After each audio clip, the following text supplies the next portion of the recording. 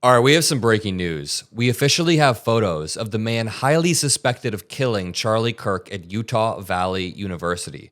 Over the past 24 hours, a widespread manhunt has turned over a few suspects that FBI Director Kash Patel prematurely posted about, but those suspects were then released into the public. But now they have high confidence that the young white male seen on screen in these blurry images is the person who assassinated Charlie Kirk. Authorities said they have good video of the assailant and have tracked his movements both before and after the killing to help them map it out. They claim the shooter arrived at Utah Valley University at 11:52 a.m. local time. He appears to be of college age in this photo right here, so he blended in well on campus. Reporters and authorities then say the gunman went through stairwells and climbed up to a roof to the shooting location, which we will cover in just 1 second. And after the shooting, they were able to track his movements as he moved to the other side of the building, jumped off of the building, and fled off of the campus into a nearby neighborhood, according to local authorities. The investigators also worked through all of those neighborhoods, contacted people with doorbell cameras, thoroughly worked through the communities to find out who the hell this is and where he is, but they still have no answers. So they subsequently had to post, quote, "We are asking for the public's help identifying this person of interest in connection with the fatal shooting of Charlie Kirk at Utah Valley University." They post a link for digital media tips. While this investigation was happening, Donald Trump was at a 9/11 commemoration event. I was making a separate video about this because he does not look to be in the best of shape during this event. I want to play this clip for you all. Leonard E. Taylor.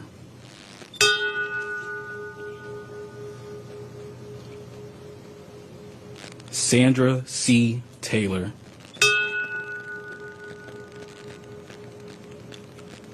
Sandra D. Teague.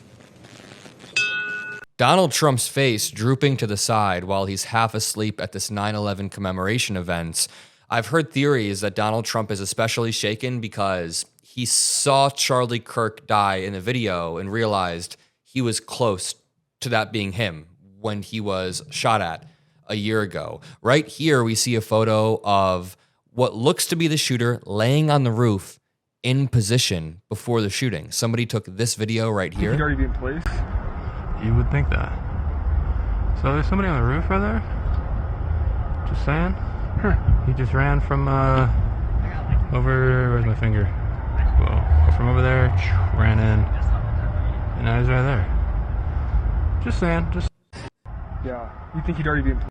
Very insane. And I also want to just point out, it's worth remembering that Kash Patel just fired the highly regarded head of the FBI field office in Salt Lake City a few weeks ago for reasons that are unclear. This is very important to point out because the FBI and multiple other agencies have been defunded, their resources have been allocated to other areas to focus on immigration, and that has caused a sloppy manhunt where multiple announcements were made and then subsequently retracted. It's also worth pointing out that Utah recently changed their state laws to allow guns on campus. And beyond the politics of this all, we don't know the politics of the shooter whatsoever. Let's just stick to what we do know, and that is that gun violence is increasing rapidly in this era, and it's due to the accessibility in America. The unique amount of accessibility causes the shooting in Colorado yesterday, the shooting in Utah yesterday. I'm sure there were multiple more that didn't make national news. But this reads, high-ranking FBI job losses disproportionately hurt women,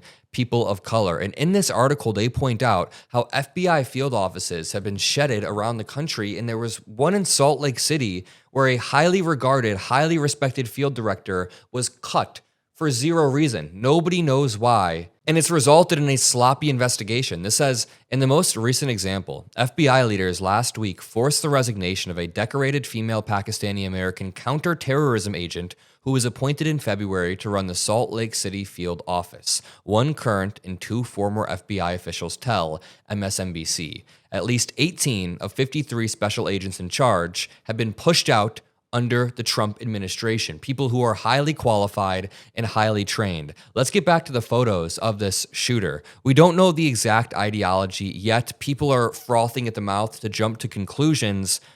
We will figure that out as the investigation unfolds, but from the photo, I see a young white male who does look to be in his mid-20s wearing a shirt that may have an American flag on it and an eagle on it. He could have been trying to blend in, or this could have been his actual ideology. We don't know. We don't know whatsoever. We have a second photo of him walking from this angle right here. There are also reports that a screwdriver was recovered near the shooting site on the roof, meaning he assembled and disassembled the gun when deemed necessary. That means he likely had some sort of experience or training or game plan in mind to escape.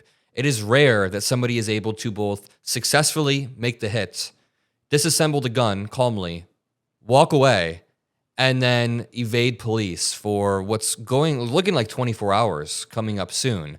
So the manhunt continues, and while this is happening, I'm not very confident in the leaders that we have in our country. FBI Director Kash Patel seems to be indiscriminately cutting other field agents across the country. It seems like police resources being allocated straight up to immigration have hurt this investigation, and there's no reality in which a 25-year-old skinny dude should be able to evade our country's law enforcement. But again, here's Donald Trump at the funeral today. Here's a longer extended version of the clip.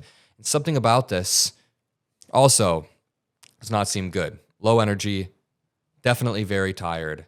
He could have been up all night thinking about Charlie Kirk mourning. I'm sure he's full of grief. It's hard for people I'm sure it's rough for people that knew Charlie Kirk, but at the end of the day, Democrats have nothing to apologize for. I don't want to see a single Democrat saying sorry for any reason. In fact, Elizabeth Warren may have had the best take on this. When she was asked, she says, why would we say sorry for anything? Oh, please. Right. Why don't you start with the President of the United States? Right? And every ugly meme he has posted and every ugly word. Thank you. She says every ugly meme the president has posted, every ugly word that he said.